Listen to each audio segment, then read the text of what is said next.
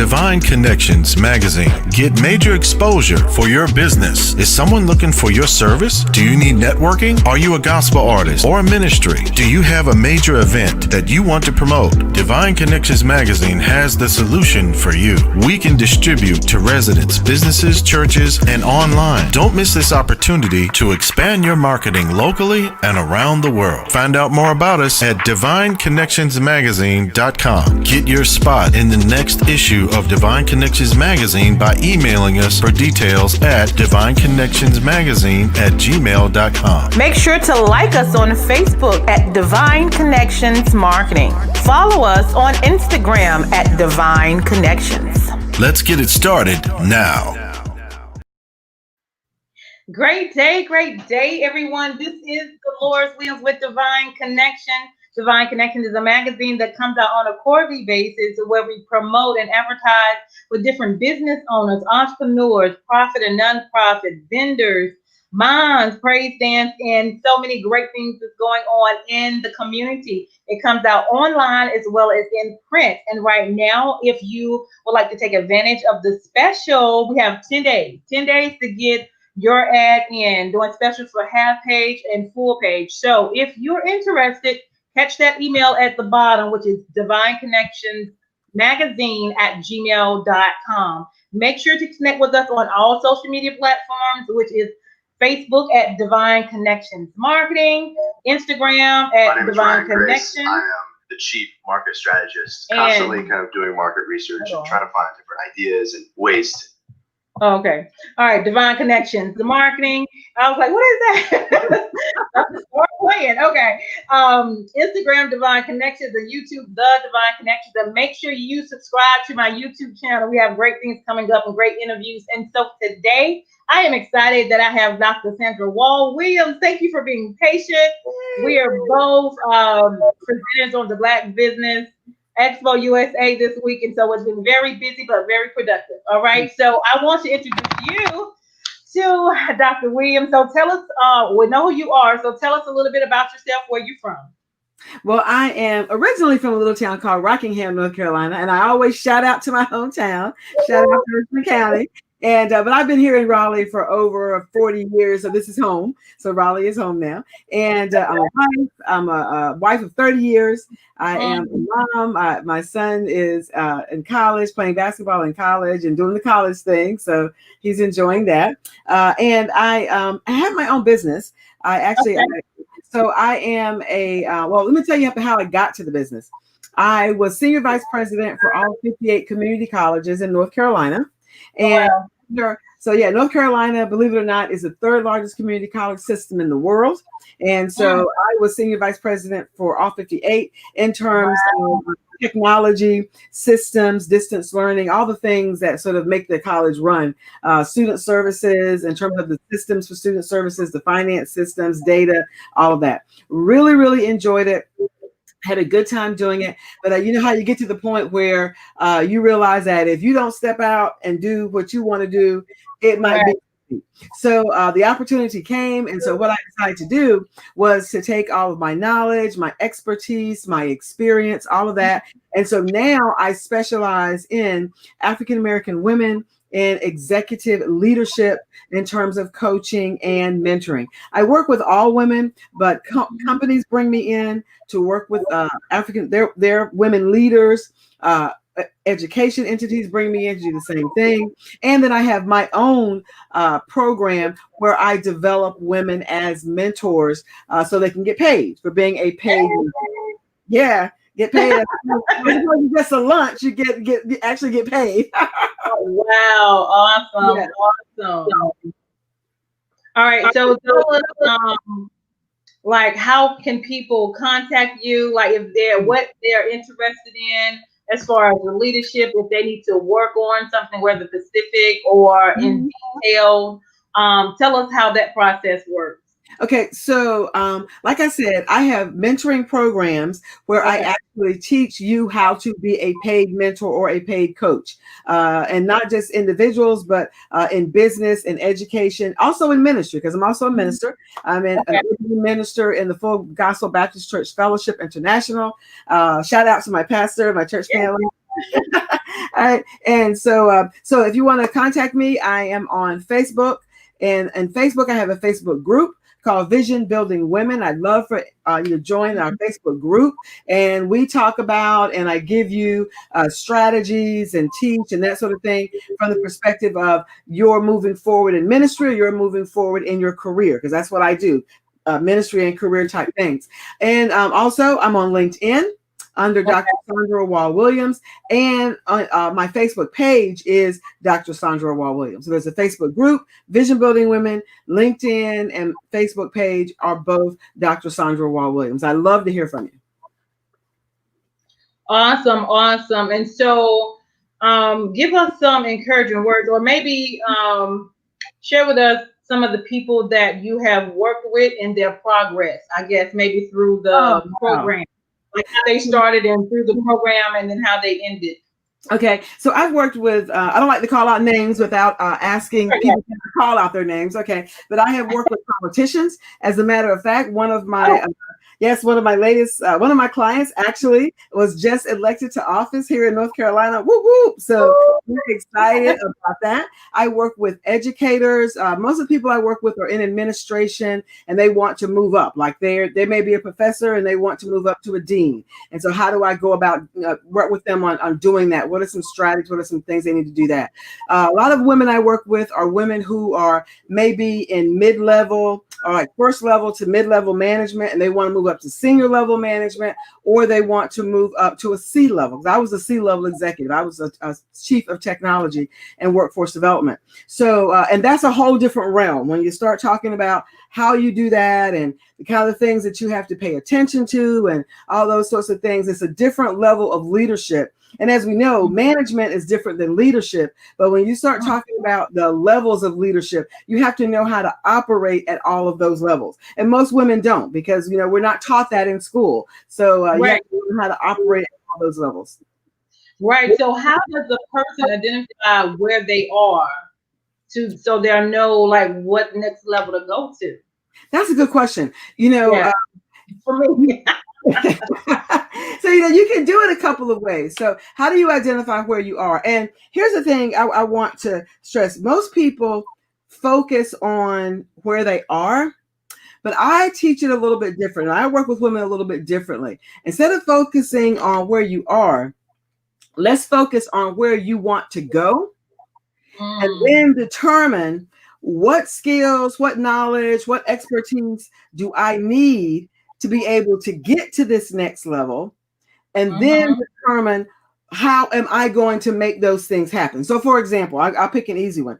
If you are a professor and you want to move up to the dean level, for example, then there are certain things that you have to do. I mean, you have to have certain levels of leadership. You have to know how to bring in money into the institution in terms of grants and that sort of thing. So all of those things are important. So I always tell women, focus on where you want to go and then fill in the gaps, because you know the level of expertise you have now. You know the level of experience you have now. You know what your skills and your competencies are now. So how do you get to where it is you want to do? Do I have to take more classes? Do I have to go back and get a degree? Do I have to add certifications or something else to my credentials? Do I have to get on some boards? How do I need to get visible? So all of those things are things that you have to determine and determine whether or not, what are the things that I need to get me to where I want to be. Right. And so I had a question in my mind. I think I just forgot it. What was it? Balance. So how do you balance? I know you probably see a lot of different women in different stages, whether they're single, whether they're married, whether they have kids and business. How do you balance all of that, and how do you teach others to balance all of that? Well, I tell you that when people ask me that question all the time, because I am a minister, I am a wife, I am a mom, I take care of my mom, because they're older, my mom and dad, and they live in a different city, so I work with that too. The church work, my own business. I sit on corporate boards. I mean, companies pay me to be on their boards, so I sit on corporate boards. So, and it's a lot. So I always say that it's more than just scheduling. It's more than just scheduling. That balance is about decision making. And balance is about making a decision about a priority. So, for example, when my son was in school, high school, my priority always was his games. Right. If he was playing, if he was starting, I didn't care what it was, but my husband and I were going to be in the stands in his game. And we said that from the time he started playing ball in like, I think he was like 5 or 6 playing, little kids, they couldn't hardly lift the ball. But they were playing basketball and everything. And so that was a priority. Okay. But the time I spend with the Lord, the time I spend in my devotion, the time I spend in my quiet time, the time I spend in my own personal praise and worship, that is a priority for me. Time with my husband, that's a priority. Building my business. And so you literally have to make decisions about what's priority. And then once you make a decision that these are the things that are priority in my life, then when it comes to the day, then what I do is on Sunday evening, people say, how in the world do you do this? Well, on Sunday evening, I look at my week, and this is something like practical for everybody, right? So on Sunday evening, I will look at my week, and I'll say, okay, these are the appointments that I have. This is what I need to do. Here's all the things I need to do. And I literally start to determine, okay, what are some things that I know I'm going to do because they're priority? And then what are some things that I have to say no to? Right. And I've had to learn and saying no or not yet. Because the thing about balance also is you can say no, or sometimes your answer is not yet. So, when you look at that and you talk about, well, how's everything balanced? Balance is relative depending on the person. Nothing is, you can't say that I'm going to spend 30% here and 20% here and 10% here, 10% of my time here. That's never going to work. You're going to run yourself crazy doing that. You literally have to say, these are the things that are priority in my life this week. These are the decisions I'm going to make around that. And so my time, my calendar reflects those decisions and those priorities. And that's how I balance. So balance is always ongoing for me. It's never, I got it. It's never, this is where it's always ongoing. So it depends on where you are, what's going on in your life, how you prioritize and balance everything. Yes. Yeah. And sometimes you have to shift things around. Yeah. I mean, I may have something on my calendar, and then it may be that my mom needs me. It may be that my mom needs me and I've got to get to Rockingham or something like that. And that's a 1.5 hour drive. So, so the call that I may have had, I said, okay, well, I'm driving 1.5 hours. Maybe I can move this person, since I'm only talking on the phone, move her to while I'm driving, and then be there with my mom for the rest of the time. So you really have to be able to prioritize, be able to make decisions, and then when you do that, then you'll feel better. Because you'll say, well, I made this decision based on that my mom needs me, or my son needs me, or my business needs me, that sort of thing. So, and everything needs you all, but nothing needs you all at once. Right. Everybody needs you, but you can't be everything to everybody at the same time. Right. So, how important is it to find the right mate? Because I know, like, if you have somebody that's with you and you have all this stuff going on, if they're understanding or not understanding, or they want to be priority, how do you know, how do you balance connecting with the right person? Well, that's a very good question too. My husband and I have been married 30 years. We've been married 30 years in July. And so you have to find people. Some people will say, well, you got to find the person who compliments you, or whatever the term people want to use. We are from the school of thought that we are one. Number one, the Bible says that, we are one. And then the other thing is that, and some women out there may not like this right here, but I'm going to say it because I'm a woman of God and this is just the way I live, is that I have no problem being a submissive wife, or being in submission to my husband. And the reason for that is because I understand exactly what that means. Some people say, well, you just do everything that he tells you to do when he tells you to do it. And that's where people need to understand, what does it mean when it says a wife has to be submissive to her husband? If you look up the word submissive is not a word, is not derived from the word submit. The word submissive is derived from the word mission. Submission, meaning that you're walking alongside of whoever it is that you're walking with. It's my husband in this case, but whoever you're walking alongside with. So we make decisions together. Okay. We determine, if I'm going to do something, if I'm working during the day, then he knows that. And I've got things, if I have to travel, there are certain things that are his responsibility that I don't touch. I just don't touch because I trust him to take care of it. There are certain things that are my responsibility that he doesn't touch, that he trusts me to take care of. Also, when you are, and I just put this out there too, when you are a very confident, know what you want kind of woman, then you have to have a man that is also very confident in him. Right. And himself. And so, and my husband is the kind that it doesn't matter who Dr. Saundra Williams becomes. It doesn't matter who I become or where I go or what board I sit on. When I walk in his house, in this house, I am Dennis's wife. And as women, we have to be able to shift that way. I mean, sometimes, we're at work, and at work, before I retired, I was Madam Vice President, and everybody, when I said something, people did what I needed it done. When I come home though, you leave that at work, and that's another part of balance. That's another part of balance. When I come home, I was Bradley's mom and Dennis's wife. So, I had to make sure, clothes were washed and the house was clean, that kind of stuff. So when you talk about finding a mate, when you are a confident woman, when you're a woman who knows what she wants, that sort of thing, then God will send you a man that is for you. Okay, that's again, I go back to the Bible because the Bible says a man that finds a wife finds a good thing. And so so when I think about the kind of man, God will send you the kind of man, or the man, not the kind of man, but the man that is right for you. But at the same time, when you know who you are, and then you will draw that kind of man that can connect with you. Okay, that is the right one for you. I tell young ladies all the time, build yourself. That's right. Build yourself. Get yourself together. Stop trying to be this or be that or go here or go there looking for a husband.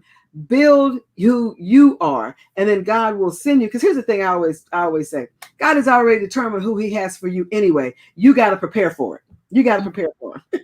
And maybe a long answer to your question, but no, that's good. That's good. So in the process, I guess, of knowing who you are, even in the marriage and coming together, did you change as an individual, or you had to change some things as an individual? I did. If that makes sense. Yes, I did, because I was 20. We were discussing this yesterday, as a matter of fact. I was 27. I was 27 when I got married, and so I have been working. I've been living by myself, and the same thing for him. I mean, he was working, living in DC, sort of thing. So you have to take literally every situation one by one. You can't, you have to create your new standards as a couple. So many times we want to come into a marriage and still live single, and you can't do that. You have to come into the marriage and say that this is, I may used to have done my money, for example, like this, this is the way I handle my money, but now I'm married. So now how are you and your spouse going to handle your money together? My husband and I have been putting our money together for 30 years, and we are debt free. My husband has us completely out of debt. Our house is paid for. We pay cash for everything. I couldn't have done that because that's not one of my specialties.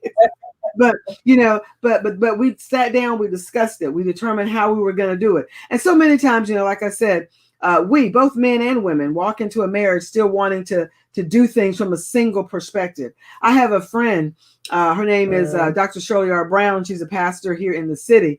And one of the things that she does is when she marries people, she counsels them. I think it's 6 months before and 6 months after, because you get all the counseling up front, but then you need counseling once you get married also. So as I watched her do that and come to understand some of the tools that she uses and some of the things that I see her and how it helps marriages. And the biggest thing is communication. That's the biggest thing. And so, yeah, did I have to change? Yes, I had to change, but we sat down and we both made changes, not just me, but we both made changes. Mm-hmm. Right. That's good information. And I know as we get older, and I'm looking at, my family as well, how you have to balance with, taking care of your parents because they're getting older. Mm-hmm. Yes. How do you, I don't know, how do you balance that? Well, working with women leaders, these are the kinds of questions that you're talking about, or you're asking me, are the kinds of questions that women deal with all the time. And most of the time, women have to make a choice. Do I work and do I lead and do what I went to school for and all the things I want to do, or do I take care of my family? Again, you have one of the things that, and this is something else, I watch people all the time and I see how people make things successful. And a good friend of mine, she and her husband are also pastors in the city. They're pastors. And I watched as she and her brothers and sister, how they took care of their mom, how they literally put a system in place. Like this person was responsible for this person was responsible for that. And so when my mom needed help, meaning that she needed us there, then there were certain things that I don't have the strength for. I mean, I'm just not good at certain things. I'm not good at okay, let me give you a bath kind of thing. I'm not good at that, but my niece is there. So it's between my niece, my brother, and my dad. Between the three of us, all of us have our levels of responsibility. Now, when it comes to calling doctors and getting medicines and getting appointments, that's me. Because I can handle, I can do that, but when it comes to other kinds of things, those things are difficult for me. My brother is the one that can handle different things around the house and stuff like that. So we took our strengths and we determined, okay, what kinds of strengths do we bring to and this is for everybody in any situation, that you determine as a leader, as a woman, what strengths do you bring to the table? What strengths do you have? And you stay in your lane, but as a group, they, like me, my brother, my niece, and my dad, we determine, okay, what are those things that we're going to be responsible for? And it has worked out really well. It's worked. Now, the thing you might say, well, Saundra, I'm by myself.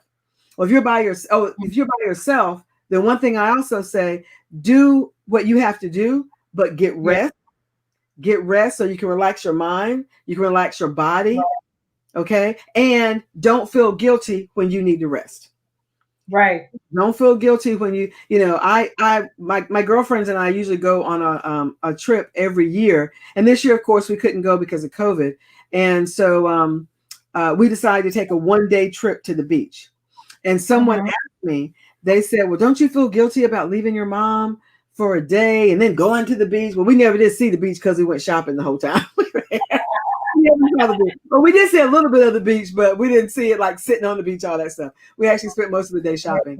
But they were like, somebody asked me, well, don't you feel guilty about leaving? I said, no, I need some downtime. I need some away time. So I'll come back stronger and better, for her, for my dad, for my husband. So you have to be able to do that. And you have to be okay with taking care of yourself. And as a woman in leadership, if you don't take care of yourself, then you're going to be no good to anybody else out there. That is awesome. All right. So last thing, just leave us with some words of encouragement and I'll let you go. I'm enjoying it, honey. I love to talk. And I love to support women in leadership. A lot of my clients, in terms of, and I do group coaching, group mentoring, that sort of thing. Most of my individual mentoring is on the corporate side just because of the nature of it. But, one of the things, if I could leave you with three things, we'll leave you with three things in terms of, I guess this is encouragement, but it's also teaching. You asked me earlier about moving up. about moving up, and how do you, how do I get from where I am to that next level? And people always talk about, well, you need to have good communication skills and verbal, and all that is correct. Okay. You do need good communication skills. You need good written skills. You need to know how to negotiate, all those things. But there are three things that, as an African-American female, that I found that no one taught me, but if I didn't have it, then I found that I was at a disadvantage. And so these are the three things that I want to leave with your listeners so that they can begin to think about this as they move forward in leadership. The first thing is to know your value. Know what you bring to the table. Know your value and know what you bring to the table. That means you need to know what are your skills. If I were to ask, someone, what are your top 10 skills that you have, what would you say? Anytime I did an interview, and by the time somebody interviewed with me, because I was a vice president, by the time they interviewed with me, it was pretty much a done deal. I just kind of wanted to meet them, because I don't need to know how to program. I can't, I had programmers and different people. I couldn't really interview on that because I hadn't programmed in years, computer programmed in years. I was leading it now. So by the time you interview with me, then it was pretty much a done deal. But I always ask people, tell me your top 10 skills. What are you going to bring to the table? So you need people to know your value. You need to be able to take your knowledge, your skills, your expertise, your soft skills, all the skills that you have from every place that you have gathered them from. And that could have been work. It could have been home. It could have been volunteer work.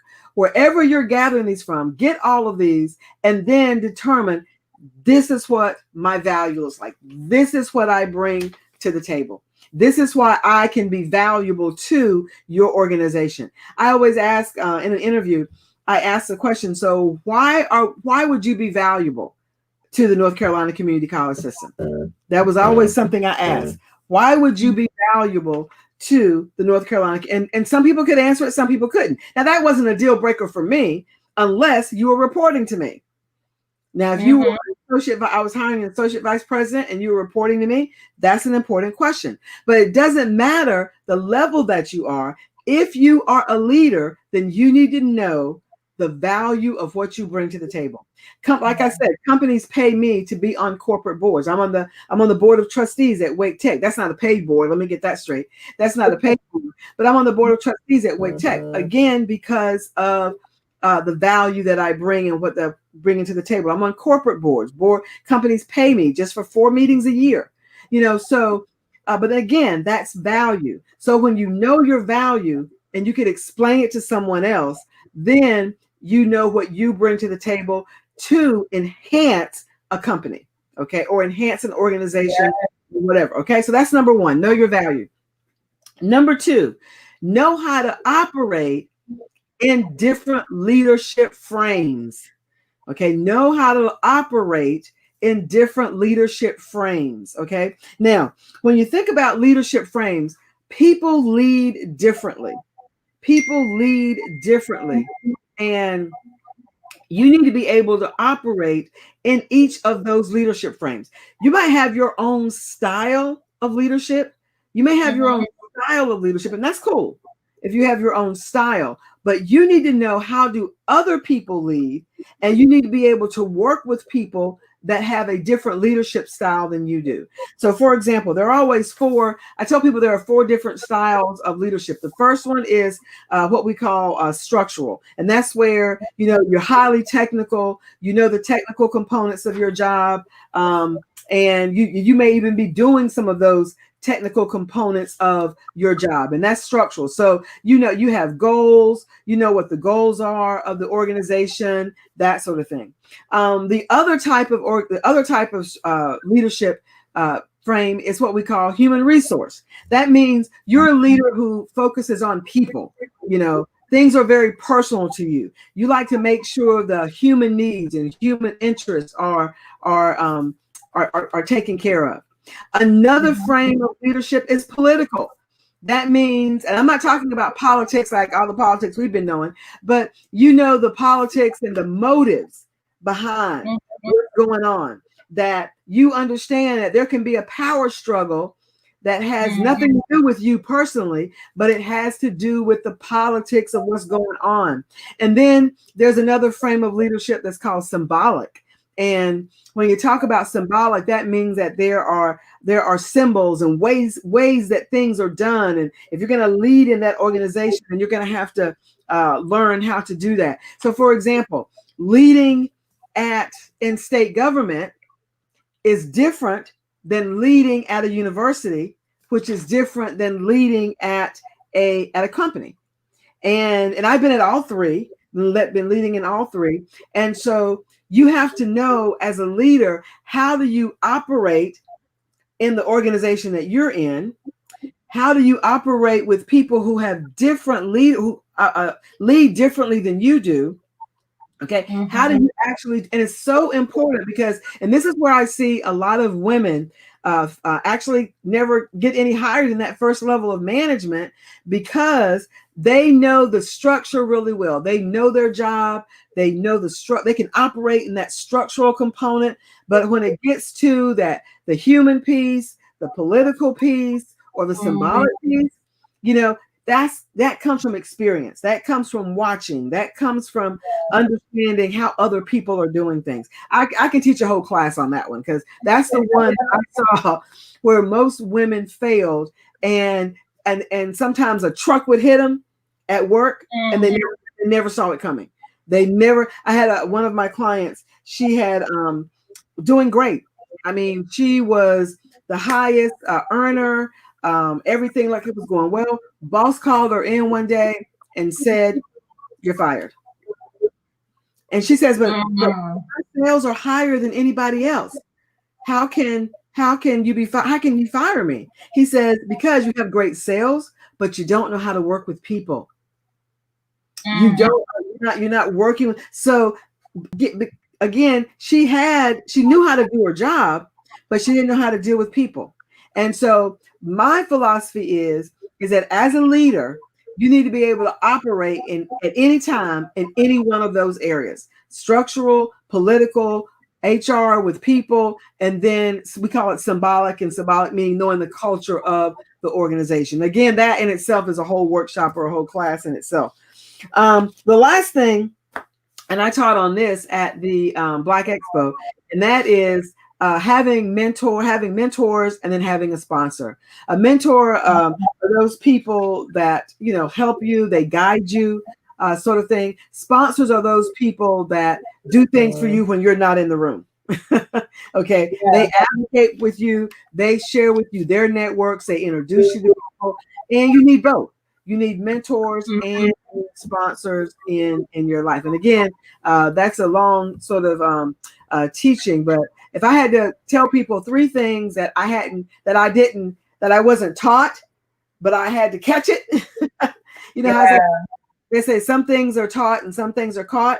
Well, those are the things that I had to catch, because no one taught me those things when I was in school. So if you're a woman in leadership, then you have to be aware. And this is leadership, whether you're in ministry, whether you're in education and government and corporate, doesn't really matter where you are. But there are certain things about being a leader that make you even more valuable than you already are today to the organization. So, wow. I can go. I love teaching about leadership. I'm so excited. I'm like, oh, wow. That's phenomenal. But yeah, I just had some thoughts in my head of what I will probably connect with you with. Okay. And leave them with your contact information again. So if anybody's interested in contacting you, and we'll go from there. Yes, ma'am. So again, you can contact me on Facebook, and my that is Dr. Saundra Wall Williams. Or you can contact me on LinkedIn. And again, that one is Dr. Saundra Wall Williams. And if you'd like to be a part of a great group of like-minded women who are moving forth in ministry or their career, then join the Facebook group Vision Building Women. Awesome, awesome, awesome. Thank you so much for coming and being a part of this phenomenal opportunity and connection. So thank you so much. I would love that for you to come back again Sure. at a later time. And I get my mind is running now, so I'm like, oh, this is good. I'd be glad to. I'd be glad to. Thank you for the invitation. I love this. Thank you, ma'am. Oh, you're more than welcome. You're more than welcome. So that's Dr. Saundra Wall, y'all. Williams, she must be a good one because I'm Dolores Williams, so the Williams are in the house. In the house. Yes. So this is thank you so much for coming on and sharing and giving us powerful nuggets and encouragement and resources and connections as well. I'll have you back on again. Thank you. All right. Thank you. You're welcome. Hold tight. This is Dolores Wins with Divine Connections. Make sure you stay connected with the number one divine connector, which is Jesus Christ. You guys have a great day. Hold on.